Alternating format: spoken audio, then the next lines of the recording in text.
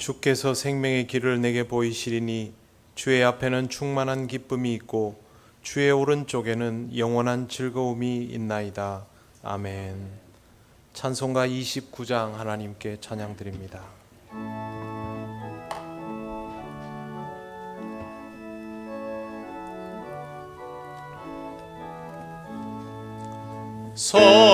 성도여 다 함께 할렐루야 아멘. 주 찬양하여라 할렐루야 아멘. 주 보좌 앞에서 택하신 은혜를 다 찬송하여라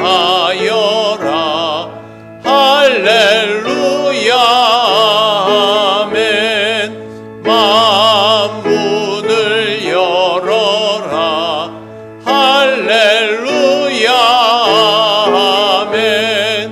온 하늘 울려라 할렐루야 아멘.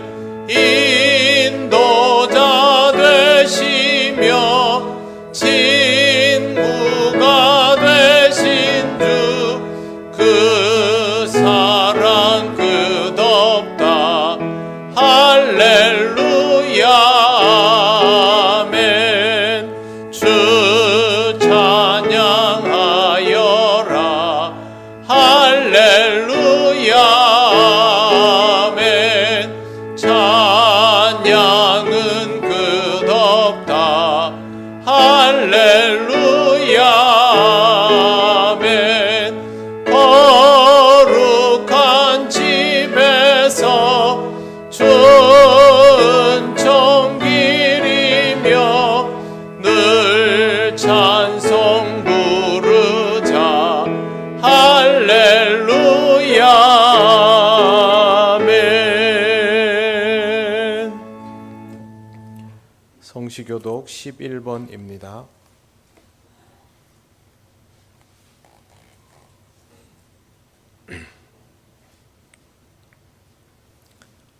여호와여 의의 호소를 들으소서. 나의 울부짖음에 주의하소서.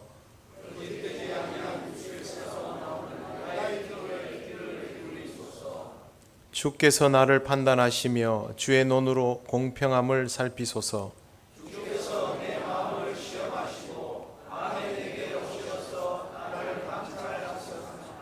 흠을 찾지 못하셨사오니 내가 결심하고 입으로 범죄하지 아니하리이다.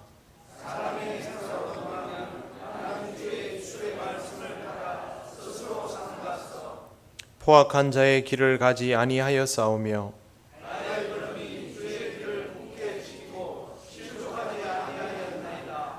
하나님이여 이제 내게 응답하시겠으므로 내가 불렀사오니 주께 피하는 자들을 그 일어나 치는 자들에게서 오른손으로 구원하시는 주여. 아멘. 나는 전능하신 아버지 하나님 천지의 창조주를 믿습니다. 나는 그의 유일하신 아들 우리 주 예수 그리스도를 믿습니다.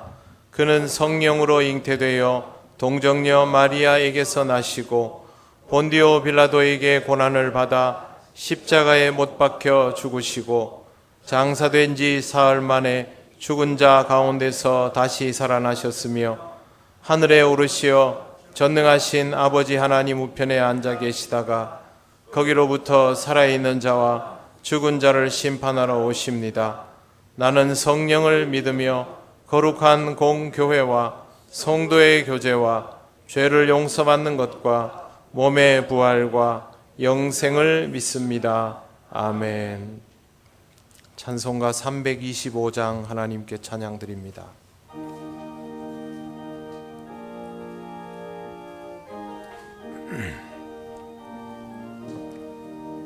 예수가 함께 계시니 시험이 오나 겁없네. 기쁨의 근원 되시는 예수를 위해 삽시다. 날마다 주를 섬기며 언제나 주를 기리고 그 사랑 안에 살면서 딴 길로 가지 맙시다. 이 세상 사는 동안에 주 이름 전파하면서 무한한 복락 주시는 예수를 위해 삽시다. 날마다 주를 섬기며 언제나 주를 기리고 그 사랑 안에 살면서 딴 길로 가지 맙시다. 이 세상 친구 없어도 예수는 나의 친구니 불의한 일을 버리고 예수를 위해 삽시다. 날마다 주를 섬기며 언제나 주를 기리고 그 사랑 안에 살면서 딴 길로 가지 맙시다. 주께서 심판하실 때 잘했다 칭찬하리니 이러한 상급 받도록 예수를 위해 삽시다. 날마다 주를 섬기며 언제나 주를 기리고 그 사랑 안에 살면서 딴 길로 가지 맙시다.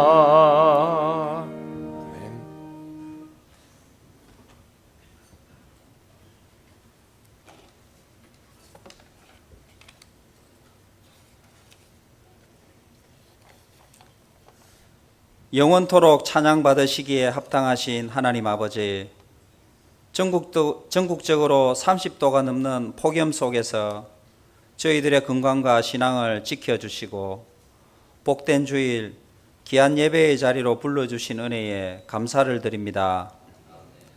하나님이 선물로 주신 하루하루의 삶을 최선을 다해 살다가 주의 날을 기억하여 온 성도들이 한자리에 모여 사오니 신령과 진정으로 드리는 예배를 기쁘게 받아 주시옵소서.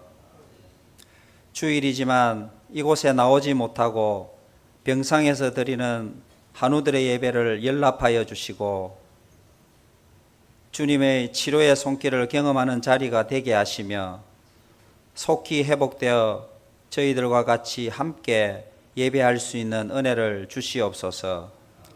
참 소망이 되시는 주님, 하루하루를 힘들게 살아가는 성도들을 살펴주시고 이 예배가 저들에게 참된 위로와 평안이 되기를 소망합니다. 너희 죄가 주홍 같을지라도 눈과 같이 희어질 것이요 진홍같이 붉을지라도 양털같이 희게 되리라. 한 주간을 돌아보며 하나님께 불순종했던 모든 죄를 고백하오니 십자가의 보혈로 씻어 눈과 같이 양털같이 희게 하여 주옵소서. 대한민국을 사랑하시는 하나님, 호국 보훈의 달을 맞아 우리 국민들이 아픈 역사를 기억하고 성찰하는 국민들이 되기를 원합니다. 전쟁의 상처를 싸매어 주시고 회복과 지금의 번영을 이루어 주신 하나님의 사랑에 감사하며 지난 역사를 거울 삼아 평화를 지키는 국민이 되게 하옵소서. 대통령과 위정자들의 건세가 위로부터 왔음을 저들이 알게 하시고 하나님을 두려워하는 마음으로 정의를 세우며 서민들과 사회적 약자들을 위해 정책을 펼치며 낮은 마음으로 나라를 다스려 가게 하옵소서. 하나님 아버지, 한국교회를 위해 기도합니다. 복음의 터 위에 세워진 한국 교회 안에 복음이 아닌 정치 거룩한 주님의 교회가 짠맛을 잃어버린 소금처럼 복음의 능력을 상실해 가고 있사오니 지금이라도 회개하며 돌이키게 하옵소서. 참된 예배와 복음의 회복은 오직 성령으로만 가능한 줄 아오니 한국 교회가 거룩한 신앙 공동체로 다시 거듭날 수 있도록 성령께서 주장하여 주옵소서. 그리하여 한국 교회가 사랑과 섬김으로 사회적 책무를 다하며 시대적 사명을 감당하게 하옵소서. 사랑의 하나님, 더위가 본격적으로 시작되어 우리의 신앙도 나태해지기 쉬운 계절이오니 신앙을 지키기 위해 말씀 묵상과 기도에 더욱 힘쓰게 하시고 담임 목사님과 교회 모든 사역자들에게 혹서기 사역을 지치지 않고 잘 감당할 수 있도록 건강과 쉼을 허락하여 주옵소서. 다음 세대를 위해 세우신 교사들이 말씀과 기도로 무장하여 부서별 학예 수련회를 준비하게 하옵시고 아이들과 연로하신 성도님들의 건강을 지켜 주시옵소서. 하나님 아버지, 말씀이 무분별하게 쏟아지는 이 시대에 오늘도 사랑하는 담임 목사님을 세워주셔서 진리의 말씀을 선포하게 하시니 감사합니다. 이 시간 갑절의 능력으로 함께 하셔서 말씀을 선포하게 하시고 주시는 말씀을 믿음으로 받는 저희들이 되게 하옵소서. 오늘도 무더운 날씨에 헌신 봉사하는 모든 손길들을 기억하여 주셔서 땅에 기름진 것과 하늘의 신령한 복으로 채워주시오며 어두운 세상에 빛으로 오신 예수님 이름으로 기도드립니다. 아멘.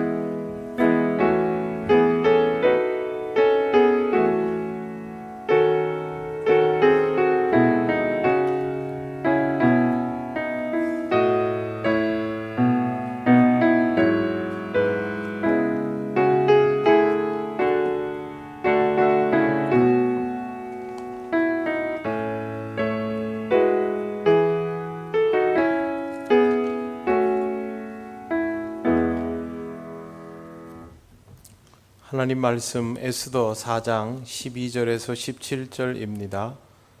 이 말씀은 구약 성경 754쪽에 있습니다.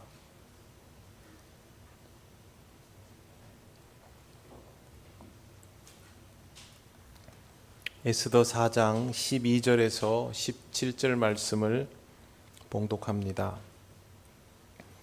그가 에스더의 말을 모르드게에게 전하매 모르드게가 그를 시켜 에스더에게 회답하되 너는 왕궁에 있으니 모든 유다인 중에 홀로 목숨을 건지리라 생각하지 말라.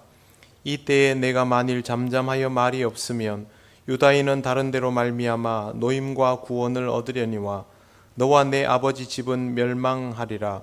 내가 왕후의 자리를 얻은 것이 이때를 위함이 아닌지 누가 알겠느냐 하니 에스더가 모르드게에게 회답하여 이르되 당신은 가서 수산에 있는 유다인을 다 모으고 나를 위하여 금식하되 밤낮 3일을 먹지도 말고 마시지도 마소서. 나도 나의 시녀와 더불어 이렇게 금식한 후에 규례를 어기고 왕에게 나아가리니 죽으면 죽으리이다 하니라. 모르드게가 가서 에스더가 명령한 대로 다 행하니라. 아멘. 기도드리겠습니다. 하나님 아버지, 은혜를 감사합니다. 오늘도 우리에게 주신 이 말씀을 함께 묵상합니다.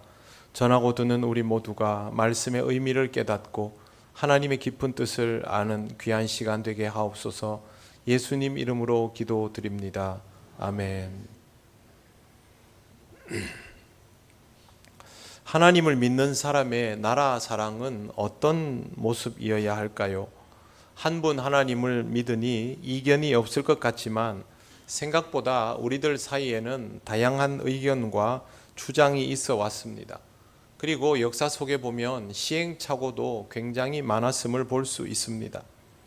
그 중에 가장 대표적인 예가 민족주의 기독교입니다.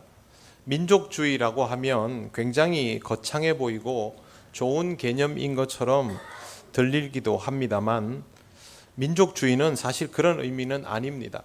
민족주의는 민족을 위한 기독교라는 이름과는 다르게 다른 정치적인 의도로 많이 사용되어 왔습니다. 먼저 민족주의는 종교개혁과 연관이 깊습니다. 종교개혁 이전의 교회를 가톨릭 처치, 가톨릭 교회라고 하는데 이 가톨릭이라는 말이 보편적이라는 뜻입니다. 그 당시까지 중세 유럽은 보편적 교회 하나를 중심으로 실질적인 국가들의 구분보다는 교회를 중심으로 한 연합체의 개념을 가지고 있었습니다. 그러다가 종교개혁이 시작되면서 각 국가 또 언어별로 나라와 민족이 나뉘어지기 시작하고 교회들도 다양한 방식으로 신앙생활을 하기 시작합니다. 그러다 보니 자연스럽게 교황의 권위가 약해지고 각 지역에 있던 귀족과 왕족들의 권위도 함께 약화가 됩니다. 그렇게 되면서 각 지역별로 언어별로 국민이 주권을 가진 국가들이 하나둘 탄생하기에 이른 것입니다. 종교개혁이 직접적으로 도화선이 되었다라고 해도 과언이 아닐 것입니다. 이렇게 국민 주권을 기반으로 한 하나의 언어권의 국가들이 각각 생겨나기 시작하면서 그 국가들이 응집력을 결속하기 위해서 기치를 올렸던 것이 민족주의였습니다. 우리는 한민족이다 이런 개념이었는데 실제로 한민족이어서 그렇게 말한 것이 아니라 그렇게 민족이라는 단어 아래에서 구심력을 가지기 위해서 그렇게 민족주의를 표방하게 된 것입니다. 민족주의는 국가를 결집시키는 데는 정말 효과적이었습니다. 그래서 유럽의 국가들뿐만 아니라 일본도 이 개념을 적극적으로 도입했고 우리나라도 개화기에 이런 민족주의에 대한 동경심을 가졌습니다. 우리나라가 한동안 단일 민족 이야기를 굉장히 많이 했지 않습니까? 그래서 우리는 단일 민족 국가라는 이야기들을 많이 했는데 실제로 우리가 단일 민족이기가 참 어렵습니다.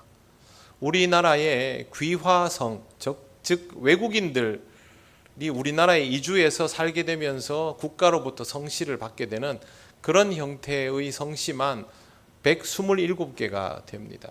그러니 우리 중에 외국인 조상인 사람들이 굉장히 많다는 뜻이죠. 실제로 여러분 주변의 분들을 보시면 막 섞여 있지 않습니까? 어떤 사람은 정말 우리나라 사람답고 또 어떤 사람은 좀 유럽 사람 같게 생긴 사람도 있고 인도 사람처럼 생긴 사람도 있고 또 동남아시아 사람처럼 생긴 경우도 있고요.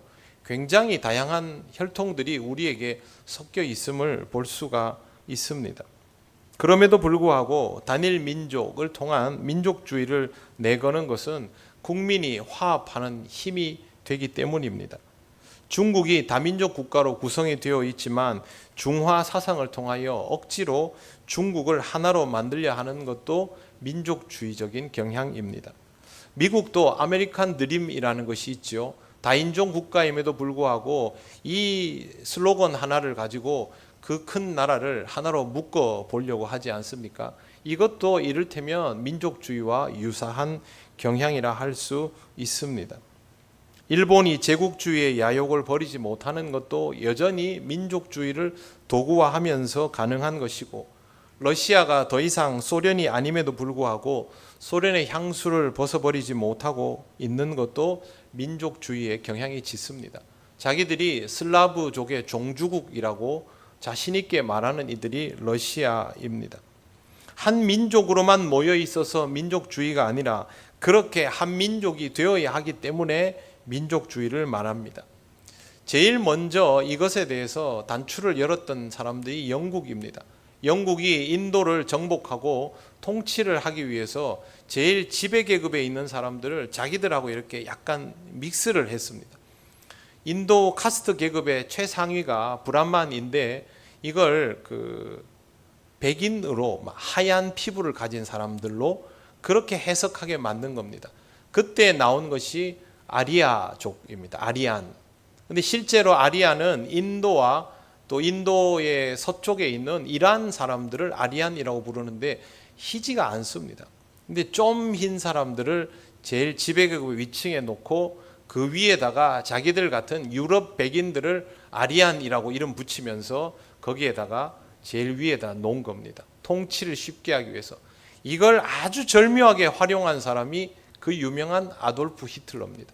그래서 아돌프 히틀러는 유럽의 백인들을 아리안이라고 하면서 자기들이 제일 우월한 혈통인데 다른 종족들과 섞여 지내면서 결혼도 하고 하면서 이 종족의 우월성을 잃어버렸다라는 식의 스토리를 만들어냅니다. 그러면서 하게 된 이야기가 제일 열등한 종족인 유태인들, 저것들 때문에 우리가 이렇게 됐다 하면서 유태인 말살 정책을 편 겁니다. 제가 이 이야기를 꺼낸 이유는요, 이 유태인 말살 정책을 펴는 민족주의를 표방한 히틀러를 적극적으로 지지해 준 집단이 독일 교회였기 때문입니다. 히틀러가 분명히 이상했음에도 불구하고 독일 교회는 히틀러를 적극적으로 지지하기 시작합니다. 그 당시에 독일 교회가 왜 그렇게 했느냐라는 것을 알아보면 나치 정권에 협조하면 국내 선교가 원활해지고 국가로부터 지원도 더 많이 받게 될 것이라 교회가 부흥하고 성장할 것이라는 생각이 들었기 때문이다라고 말합니다. 나치에 협조하면 나라도 부강해지고 교회도 부흥하고 딱 좋지 않느냐 이런 식이죠. 이렇게 해서 독일 교회는 600만 유태인 학살의 공범이 됩니다. 히틀러가 저지르는 참상을 지지해 주기 위해서 유대인들이 예수님을 십자가에 못 박았으니 그 죄값을 치러야지라는 식의 해석을 마다하지 않았고, 또 독일 사회와의 통합을 거부했던 유태인들은 제거의 대상이라는 주장을 펼치기도 했습니다. 히틀러는 나중에 기독교의 절기까지도 자기의 정치적 수단으로 삼습니다. 성탄절을 나치 당의 출범일로 만들어서 기념일로 사용한 겁니다. 그런데 독일 교회가 이것을 인정해 주었습니다. 당시에 독일 교회는 이것이 애국인 줄 알았습니다. 자꾸만 독일에서 영향력이 커지고 요직에 앉게 되는 유태계 혈통들을 보는 것이 참 불편했던지라 이 사람들을 쫓아내면 교회가 이 민족을 지키는 역할을 제대로 하는 것이다 라고 생각해 버린 것입니다. 이 일로 인하여 독일 교회는 씻을 수 없는 오명을 안게 되었고, 전쟁이 끝난 후에도 사람들은 독일 교회를 신뢰하지 않게 되었습니다. 당시 히틀러를 지지하던 대다수의 교회들이 동부 독일에 포진해 있었는데, 공교롭게도 공산당이 밀려오면서 동부 독일은 공산 치하에 넘어가 버리게 됩니다. 그러면서 동부 독일에 사실상 교회가 사라지는 상황이 수십 년간 지속이 되었던 것입니다. 이 모든 것의 출발점이 무엇입니까? 자신들을 지키는 것으로 나라를 사랑하려고 했던 독일 교회가 원인이 되었습니다. 히틀러가 집권하기 이전에 독일 교회는 사실상의 국가교회로 안정화가 다 되어 있었습니다. 목회자들도 공무원처럼 나라에서 녹을 받고 했기 때문에 성도들을 안 돌본다고 해서 교회가 무너질 일은 없었습니다. 그러다가 갑자기 이 나치 정권이 들어오게 되니까 두려워졌던 것이죠. 까딱하면 교회가 사라질 수도 있다라는 위기감을 느낀 겁니다. 그때 교회를 지키기 위해서 나치 정권의 손을 들어주는 방식을 택한 것입니다. 권력을 인정하지 않으면 지금까지 누려왔던 모든 것을 잃게 될 것이기 때문에, 그러면 교회의 미래를 장담할 수 없으니 교회를 지키기 위해서 나치 정권을 인정해주고 지지하는 쪽으로 나아가며 교회를 보존하고 이것이 독일의 발전이 되면 좋겠다라는 참 소박한 생각을 한 것입니다. 자신을 지키면서 나라를 사랑하려고 하면 결국 이와 같게 됩니다. 성경 말씀은 신앙적인 나라 사랑이 무엇이라고 가르쳐주고 있을까요? 오늘 본문을 보면 포로가 되어서 바사에 살고 있던 유대인들은 다른 민족과는 전혀 다른 유별난 정체성 때문에 고생한 것을 전제하고 있습니다. 다른 민족은 상황이 바뀌면 종교를 내려놓을 수 있는 사람들입니다.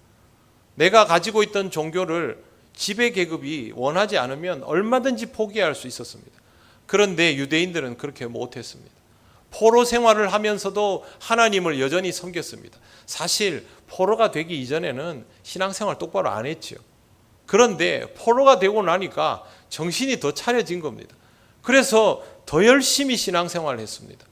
이런 모습은 유대인들에게 큰 약점이 됩니다. 지배계급이 아닌 피지배계급으로 살아가던 유대인들 중에서 왕후로 간택된 여인이 나옵니다. 그가 바로 에스더인데요. 포로 출신의 여인이 왕후가 된다는 것은 기적과도 같은 일입니다. 이런 일이 하나님의 섭리에 의해서 일어난 것입니다. 에스더가 유대인이라는 것을 알리지 않았습니다. 하지만 계속 비밀일 수는 없는 일입니다. 아수에로가 통치하는 당시의 나라는 지금 우리가 말하는 중동 땅 전체를 말합니다. 굉장히 큰 영토이죠. 이 나라의 왕후가 된다라는 것은 거의 왕의 버금가는 권력을 가질 수 있다라는 뜻입니다. 이 지역은 다민족 국가입니다. 큰 나라일수록 다민족 국가일 수밖에 없죠.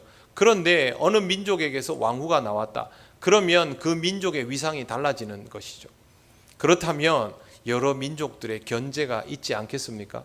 생각지도 않은 유다 민족에게서 왕후가 나왔다. 그러면 신하들 중에서 또 다른 왕후 중에서 혹은 그런 유력한 민족들이 있다면 유대 민족은 그들에게 견제의 대상이 될 수밖에 없는 것입니다.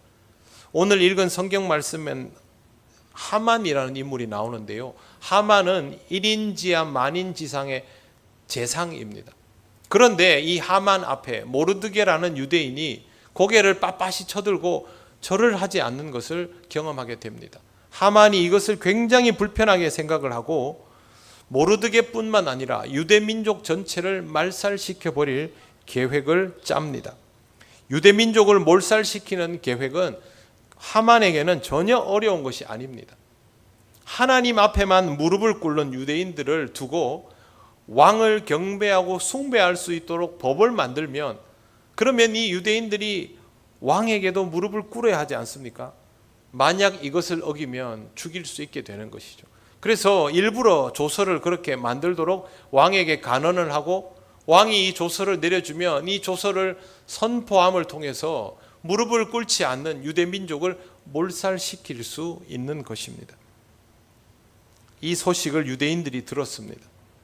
자기 옷을 찢고 굵은 베옷을 입고 죄를 뒤집어 쓰고 모르드게가 제일 먼저 성중에 나가서 통곡하기 시작합니다. 그런데 이런 모습으로는 궁궐에 들어갈 수 없습니다. 더구나 아하수에로 왕 앞에는 자기가 먼저 나아갈 수가 없었습니다. 왕이 부르면 나아갈 수 있었고 자기 마음대로 나아갔다가는 죽음을 면치 못하는 규례가 있었습니다. 왕이 거기서 받아들여주면 사는 것이고 나는 부르지 않았는데 그러면 죽는 겁니다. 그러니 모르드게는 이 억울함을 자기들은 유대인이지만 아수에로 왕을 잘 섬기는 백성이고 신하라는 것을 알려주고 싶어도 알려줄 경로가 없는 겁니다. 죄를 뒤집어 쓰고는 궁궐로도 못 들어가지요. 궁궐로 나아간다 한들 왕궁에 갈 수도 없지요. 고스란히 죽을 수밖에 없는 상태입니다. 이 절망적인 소식은 모든 유대인들에게 알려졌고 그들은 크게 낙심하게 됩니다. 에스더 4장 3절에 보시면 이렇게 되어 있습니다. 왕의 명령과 조서가 각 지방에 이름에 유다인이 크게 애통하여 금식하며 울며 부르짖고 굵은 베옷을 입고 재에 누운 자가 무수하더라. 온 유대인이 슬픔에 빠졌습니다. 이 소식은 왕후 에스더에게까지 들어갑니다. 에스더가 깨끗한 의복을 준비해서 모르드게에게 가져다 주었더니 모르드게가 의복을 받지를 않습니다. 지금 이런 옷 입을 때가 아니라는 것이죠. 에스더가 자초지종을 듣고 보니 진짜 절체절명입니다. 이러지도 못하고 저러지도 못하는 상태입니다. 그때 에스더가 사람을 시켜서 모르드게에게 하는 말이 11절에 나옵니다. 11절 말씀 우리 같이 읽겠습니다. 왕의 신하들과 왕의 각 지방 백성이 다 알거니와 남녀를 막론하고 부름을 받지 아니하고 안뜰에 들어가서 왕에게 나가면 오직 죽이는 법이요 왕이 그 자에게 금규를 내밀어야 살 것이라. 이제 내가 부름을 입어 왕에게 나가지 못한 지가 이미 30일이라 하라 하니라. 아멘. 임금이 부르지 않으면 나갈 수 없고, 만약에 그냥 나갔을 때는 옛날에는 홀이라고 불렀는데 왕에게 이제 지휘봉 같은 것이죠. 그걸 이렇게 내밀어 주면 목숨을 부지할 수 있는데, 중요한 건 에스더를 안 부른 지가 한 달이 됐다는 겁니다. 이 상황에서 나가는 것은 목숨을 걸고 나가야 하는 일이라는 뜻입니다. 실제로 에스더 초창기에 보면 와스디라는 왕후가 자기 멋대로 임금 앞에 나아갔다가 폐위되는 사건이 기록되어 있습니다. 에스더도 지금 그럴 가능성이 굉장히 높아지는 것이죠. 에스더의 말은 절대 과장이 아닙니다. 그런데 이 말을 들은 모르드게의 대답을 보십시오. 13절, 14절 우리 같이 읽겠습니다. 모르드게가 그를 시켜 에스더에게 회답하되 너는 왕궁에 있으니 모든 유다인 중에 홀로 목숨을 건지리라 생각하지 말라. 이때 내가 만일 잠잠하여 말이 없으면 유다인은 다른 데로 말미암아 노임과 구원을 얻으려니와 너와 내 아버지 집은 멸망하리라. 내가 왕후의 자리를 얻은 것이 이때를 위함이 아닌지 누가 알겠느냐 하니. 아멘. 첫째, 모르드게가 하는 말은 상황이 어찌 되었든 지금 나는 살아야 되겠다라는 생각을 하지 말아라 라는 것입니다. 두 번째, 너가 아니라도 유다인은 다른 데로 말미암아 노임과 구원을 얻을 것이다 였습니다. 모르드게가 말한 이 두 가지 사실은 위기 상황에서 나라와 민족을 위해서 어떤 행동을 취해야 하는지를 잘 보여줍니다. 첫째, 신앙인은, 그리고 신앙 공동체는 나라와 민족을 위하는 일에 있어서 내가 먼저 살아야 한다, 우리가 먼저 지켜져야 한다라는 생각을 해서는 안 됩니다. 독일 교회가 나치가 이상한 집단인 것을 알고도 묵인하였고 오히려 그것을 활용하려 하였습니다. 우리가 살아야 교회도 지켜지고 나라도 지켜진다고 생각을 한 것인데 틀렸습니다. 그것은 사는 길이 아니었습니다. 교회가 정체성을 잃어버리게 되었고 나라를 지키지 못하고 망치는 주범이 되었던 것입니다. 일제강점기에도 친일 행각을 했던 기독교인들이 정말 많습니다. 모든 종교 중에 기독교인들이 제일 많습니다. 그 중에는 위협을 당하며 신사참배한 것을 기억하고 일평생을 회개하면서 살았던 한경직 목사님 같은 분도 있지만, 감리교 대표로 독립선언서에 서명했던 것을 스스로 뒤엎고 교회를 매각해서 그 돈을 일제의 군자금으로 헌납했던 정춘수 목사 같은 인물도 있습니다. 장로교 총연맹에서 교회의 종헌납을 독촉하고 기독교 신문이 거기에 필요한 사설을 실어주기도 했습니다. 일제강점기에 대한민국에 엄청나게 많은 교회 종들이 헌납이 되었습니다. 몇 개나 됐는지 혹시 추측하실 수 있겠습니까? 1540개입니다. 매일 새벽마다 교인들을 깨우는 그 교회의 종들이, 주일마다 성도를 부르던 그 종들이 전부 헌납되어서 일본군 무기를 만드는 데 다 쓰여졌던 것입니다. 김환란이라는 인물은 황국 신민으로 전쟁에 나서야 한다는 글을 쓰고 강연도 했습니다. 이 사람은 나중에 이화여대 총장까지 합니다. 그리고 그의 이름을 딴 교회도 세워졌습니다. 대한민국에서 이름만 들으면 알만한 대형 교회입니다. 여러분, 이 사람들이 신앙을 버리고 이런 행동을 했을까요? 본인들이 신앙을 버렸다고 생각할까요? 전혀 그렇지 않습니다. 신앙을 지키기 위해서 이렇게 한 겁니다. 이렇게 하면 나도 살고 내가 다니는 교회도 지켜질 것이다 라는 생각을 한 것입니다. 그런데 여러분, 이렇게 하면 신앙을 지킨 것입니까? 버린 것입니까?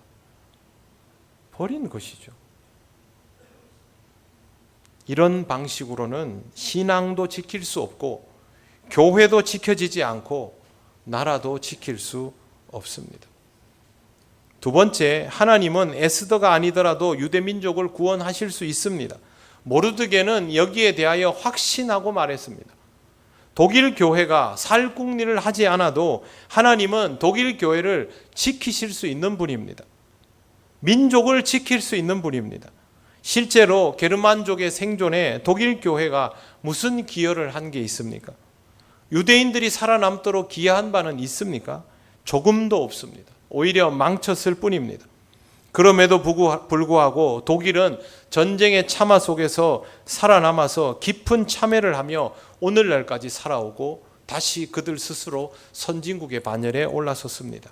신앙적으로도 자신의 가치를 지켜나가고 있습니다. 독일인들은 아직도 자기들의 그 잘못된 과오들을 지우지 않습니다. 스스로 들추어내가면서 회개하며 삽니다. 유대인들도 그토록 참혹한 학살의 만행 속에서 멸족되지 않고 살아남았습니다. 그들이 대단해서 아닙니다. 하나님께서 이들에게 기회를 주신 것이죠. 그때의 독일 교회는 전혀 쓸모가 없었습니다. 친일 행적을 일삼던 한국 교회가 지금 우리에게 가져다 주는 유익은 무엇이 있을까요? 교회가 살아남았지 않느냐? 아닙니다. 조금 힘들면 세상의 정치 권력에 빌붙으려 하는 기생정신만 계승시켜 줄 뿐입니다.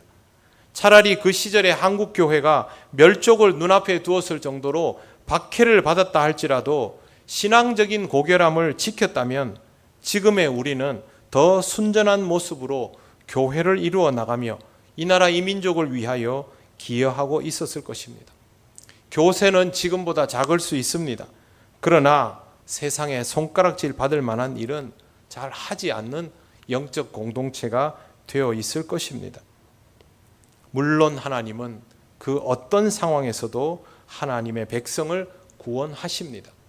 북한의 지하교회를 보십시오. 하나님은 어떤 식으로든 이 나라 이 민족을 지킬 교회를 남겨놓으시는 분인 것입니다. 그러니 모르드게의 말은 100번 옳습니다. 퇴로를 만들고 안전을 보장받는 것이 교회를 지키는 일이 되고 나라 사랑이 될 수 없습니다. 교회는 민족주의의 그늘 아래 숨거나 세상의 권력의 비호를 받으려 하면 안 되는 것입니다. 14절 마지막을 보십시오. 내가 왕후의 자리를 얻은 것이 이때를 위함이 아닌지 누가 알겠느냐. 지금 너의 위치는 그 자리는 그것을 지키라고 있는 자리가 아니라 사용하라고 있는 자리다 라고 모르드게가 말하는 것입니다. 왕후의 자리가 견고하여졌다고 해서 그 견고함을 지키기 위해서가 아니라 그것을 사용하기 위해서 에스더가 존재하는 것입니다. 이 나라 교회가 견고하다면 그것은 교회의 견고함을 지키는 데에 목적이 있는 것이 아니라 그 교회의 위력을 사용하는 데에 목적이 있는 것입니다. 교회는 스스로 세제라고 생각해야 됩니다. 세제는 빨래하는 데 들어가면 녹아 없어지죠. 그러나 빨래를 깨끗하게 하지 않습니까? 교회가 그런 마음을 가지고 있을 때 교회다움이 지켜지는 법입니다. 세상의 권력에 힘 길들여져 버리고 세상의 정치적인 이념에 편승해 버리면 교회는 자기 색깔을 잃어버립니다. 이미 민족주의를 통해서 교회는 이런 실수들을 여러 번 저질렀습니다.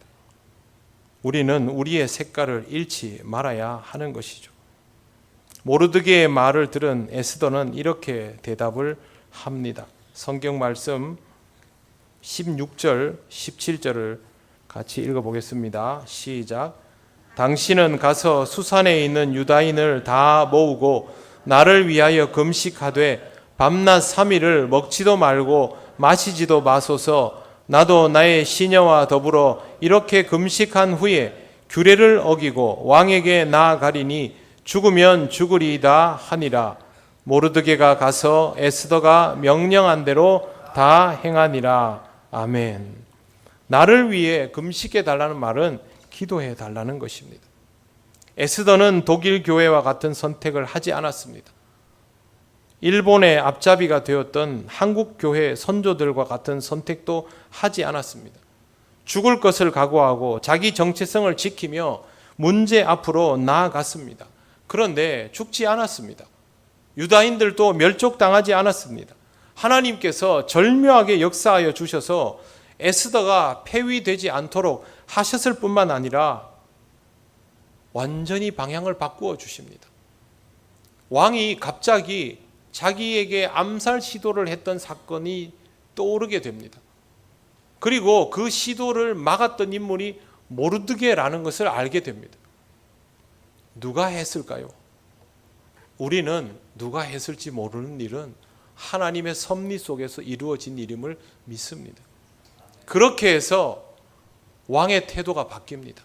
그리고 에스더가 왕 앞에 나아갔을 때도 왕이 물리치지 않고 오히려 에스더에게 더 환대해 줍니다. 놀라운 환대를 받고도 에스더는 아무것도 바라지 않고 자기 민족의 처지를 말합니다. 그런데 공교롭게도 이 상황에서 하만의 계략이 들통나게 됩니다. 뿐만 아니라 하만이 사실 누명 아닌 누명을 뒤집어 쓰는 일까지 생기면서 상황이 완전히 바뀌어져서 하만은 장대에 매달리고 모르드게와 유다인들은 모두 노임을 얻는 사건이 일어나게 되는 것입니다. 어떻게 해서 이런 일이 일어날까요? 하나님께서 구원이시기 때문입니다.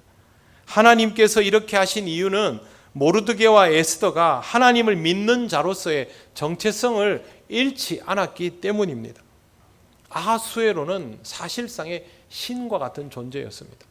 그런데 그 앞에서도 신앙적 정체성을 잃지 않고 살았기 때문에 그들 자신을 지켰을 뿐만 아니라 민족도 지킬 수 있었던 것이죠. 이것이 하나님을 믿는 자가 자기 나라, 자기 민족을 지킬 수 있고 사랑하는 방법입니다. 우리가 진정으로 이 나라와 이 민족을 사랑하려면 무엇보다 우리의 신앙적인 정체성을 잃지 말아야 합니다. 21세기가 되자 19세기에서 20세기로 넘어갈 무렵에 했던 것과 똑같은 방식의 민족주의가 기승을 부리기 시작합니다. 각 나라들이 각각의 이익만을 생각하면서 자기들 민족만의 살 길을 모색하게 되었다는 뜻입니다. 강대국들은 위력을 더 떨치게 되고 약소국들은 위기를 경험하고 있습니다. 우리도 지금 이 시대를 살아가면서 위기라는 말을 매일 하지 않습니까? 그런데 여러분, 이 나라를 지킬 힘이 어디에 있다고 생각합니까? 강대국의 군사력에?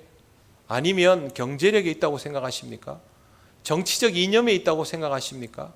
막강하고 뛰어난 능력자가 나오면 상황이 바뀔 것이라고 생각하십니까? 전혀 그렇지 않습니다. 적어도 우리 믿는 자들은 그렇게 보면 안 됩니다.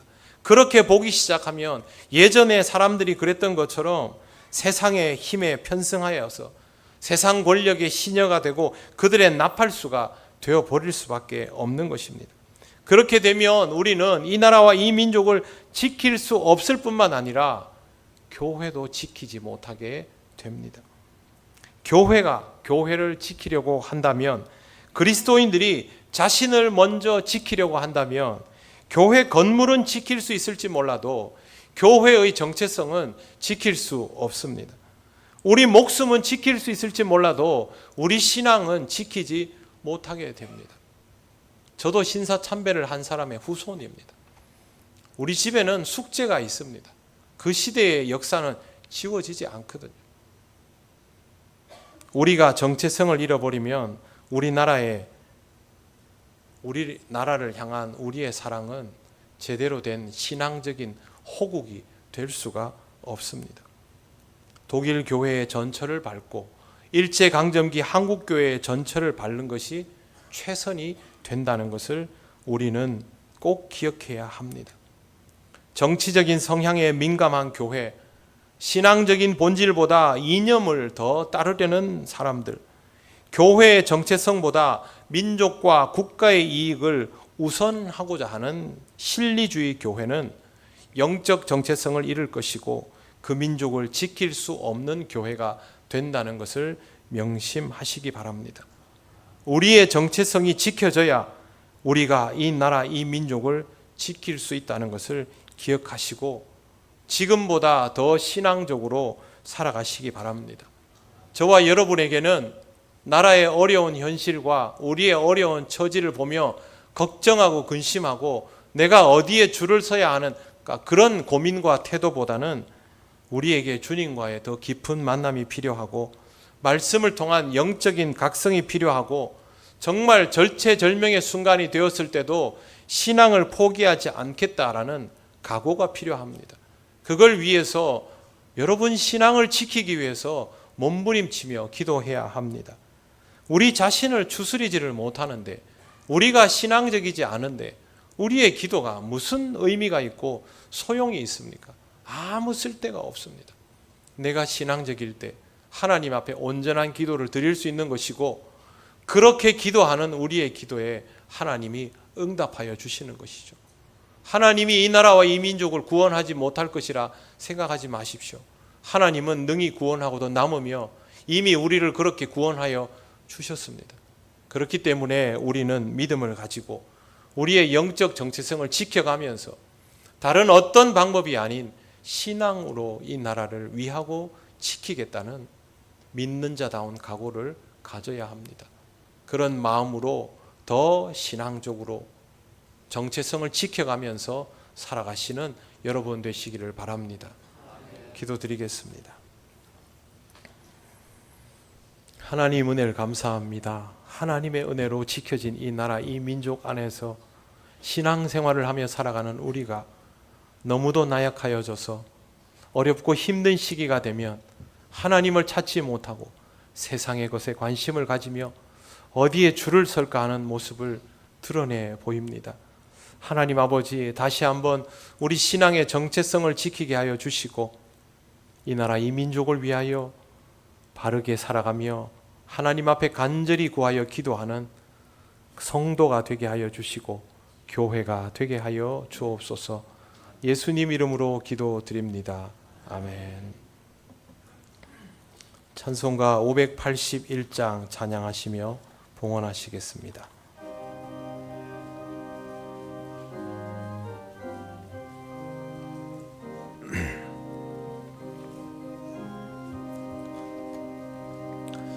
주 하나님 이 나라를 지켜주시고 이 땅 위에 주의 나라 세워주소서. 이 민족을 은혜로서 주의 백성 되게 하사 우리 모두 구원받아 살게 하소서. 이 나라와 이 민족은 주의 것이니 주 하나님 큰 뜻대로 인도하소서. 아름다운 이 강산에 믿음으로 사는 우리 사랑하며 사는 민족 되게 하소서. 하나님이 다스리는 나라 되어서 하늘에는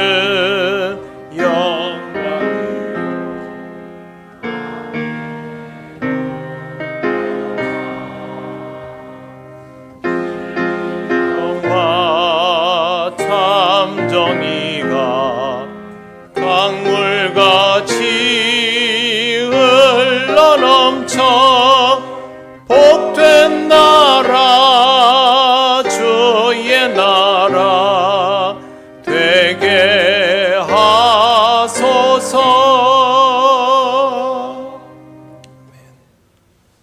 하나님 감사합니다. 오늘도 하나님 앞에 기쁨의 예물을 올려드립니다.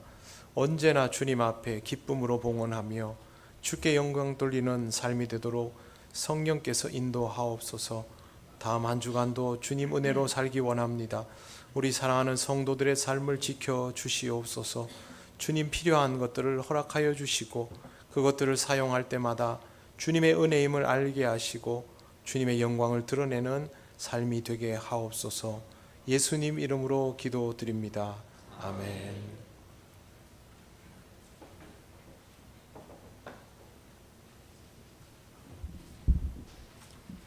교회 소식 알려드리겠습니다. 예배에 나오신 모든 분을 환영합니다. 처음 오신 분은 새가족부의 안내를 받으시기 바랍니다. 예배 마리아 은신 예배가 다음 주일 오후 찬양 예배에 있습니다.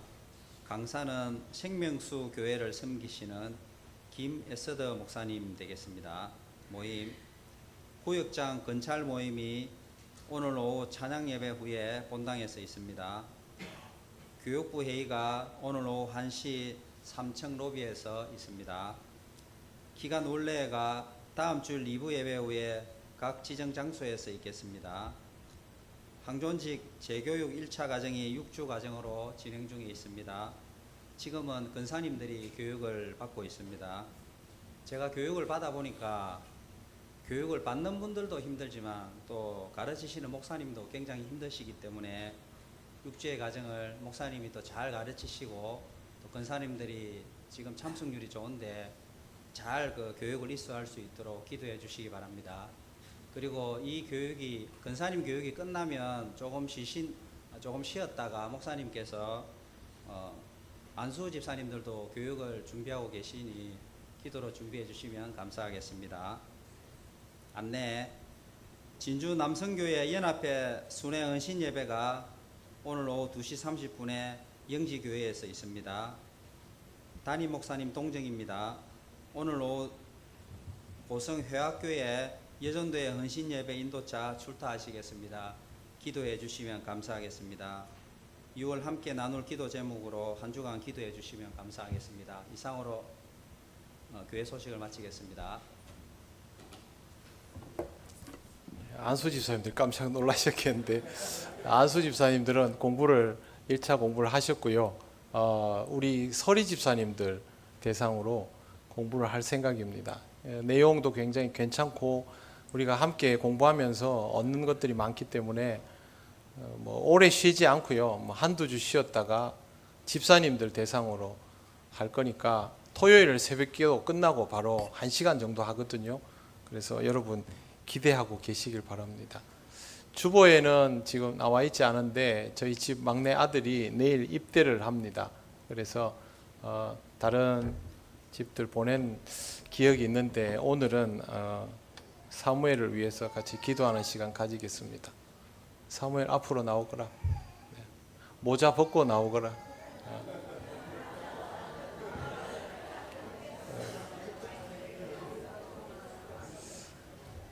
네, 거기 있습니다. 네, 여러분들이 기도하고 사랑해 주셔서 이만큼 장성을 했습니다. 내일 군대를 가는데 제가 마침 군생활 하던 그 지역으로 가게 됩니다. 다른 아이들도 앞으로 사무일 뒤에 또 몇 명 있거든요. 네, 많이 기도해 주시고요. 잠깐 기도 드리도록 하겠습니다. 하나님 감사합니다. 하나님 은혜로 오늘까지 살아온 사무엘이 이제 국가의 부름을 받고 군에 가게 되었습니다. 성령께서 함께하여 주시고 주님 은혜로 살아감을 깨닫게 하시며 신앙의 인격이 무르익는 귀한 은혜의 시간이 될 수 있도록 하나님 인도하여 주시옵소서. 감사드리며 예수님 이름으로 기도드립니다. 아멘. 인사드리고 박수하십니다.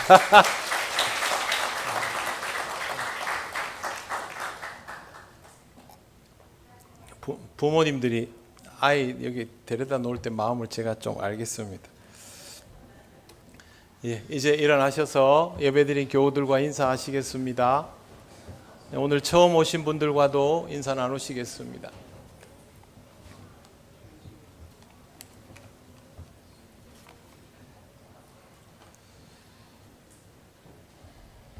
찬송가 635장 주기도문 찬양 드립니다.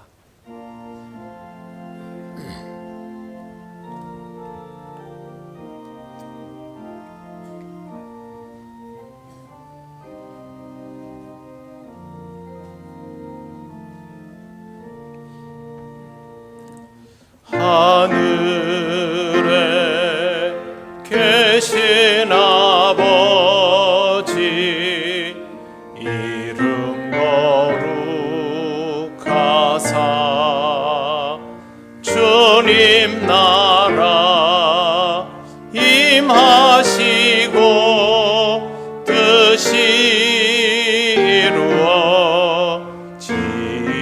이루어지이다. 일용할 양식 주시고 우리들의 큰 죄 다 용서하옵시고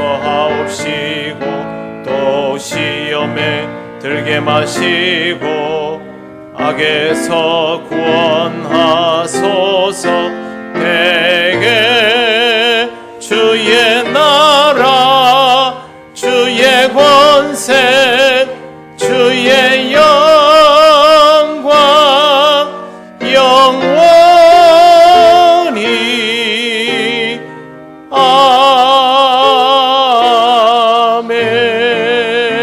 아멘.